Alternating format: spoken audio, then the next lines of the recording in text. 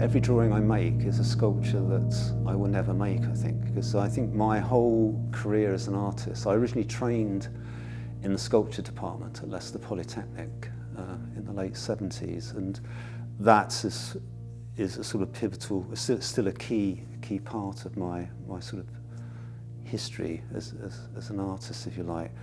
And it's then that it was a reaction when I was a student at Leicester Polytechnic against this demand that in order for me to make a sculpture at that point I had to make a drawing of it. So I just sort of naturally reacted against that, so I refused to make any drawings. And it is sort of quite ironical that how drawing has become a key part of my practice. So whenever I make, all the drawings I make, I'm always thinking about something that could be made.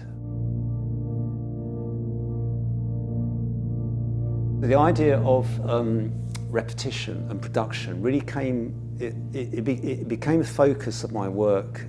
It was a result of moving from London to rural Lincolnshire, because I found myself, when I lived in London, my work was really predicated on me walking. I used to do this sort of urban walking, sort of walking through the urban landscape, through these sort of spaces and architecture and buildings and objects, and that really informed the work that I was making. But moving to rural Lincolnshire, I was in a rural landscape, and it's this realisation, it was really thinking about the landscape and agriculture and this idea of production, this sort of idea of repeating. It's like a never-ending sort of process.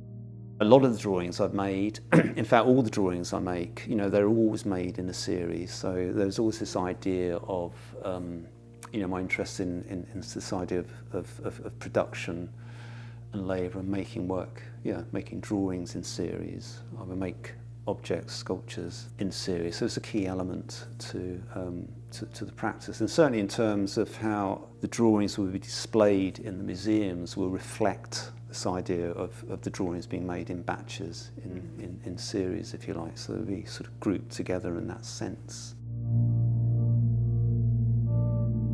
Over the last few years, I've been curious about who I am and where I am as an artist, as I've got older. And increasingly I've become curious and interested in the work that I've retained over the years. And certainly drawing has always been a key part of my practice. And so I have this, I call it an archive now, and it's, archive is a key word there.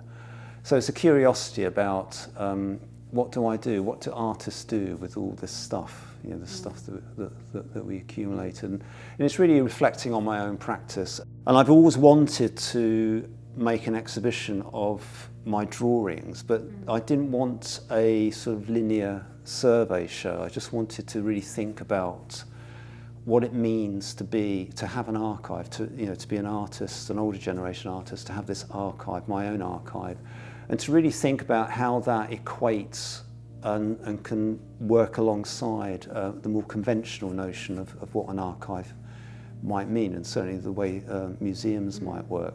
There's a lot of projects, activity around artists working with museum archives. It almost becomes like a trope that the artist will work with an archive and create a new piece of work or a new body of work. And that wasn't something I wanted to do. I just wanted to think about what it meant to actually intervene with an archive in a slightly different way, if you like, and to, I suppose, just rethink how an artist may work with an archive and think about my archive alongside the museum's archive.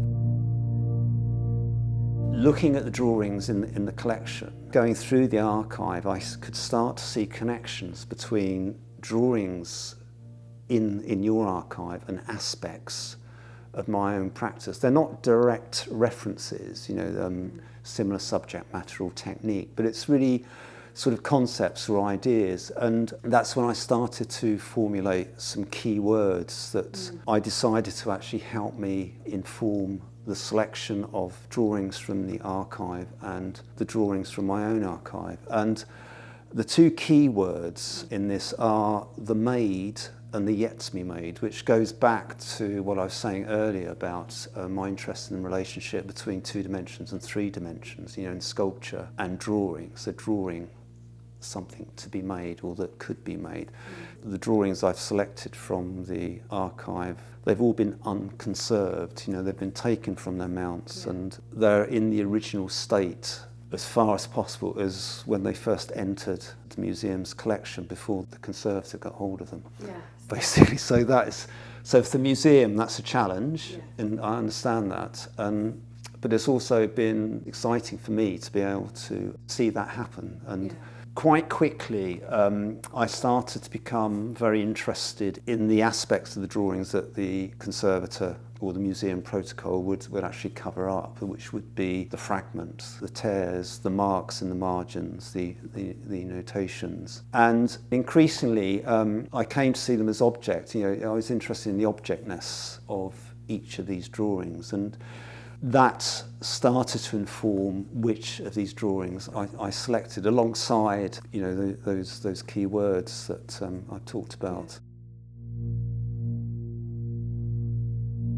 Working with the conservator, the curator of drawings there, I designed a display structure which is being made and a mechanism to actually display these drawings, which still fit within the protocols of the museum. So so it's not sort of undermining this idea of conservation. It's just thinking about how you might present museum archive stuff in a slightly different way. And to me, that's good. So I'm excited about that. So I'm curious to see what it's going to look like. A bit nervous about that because it's so it's quite interesting.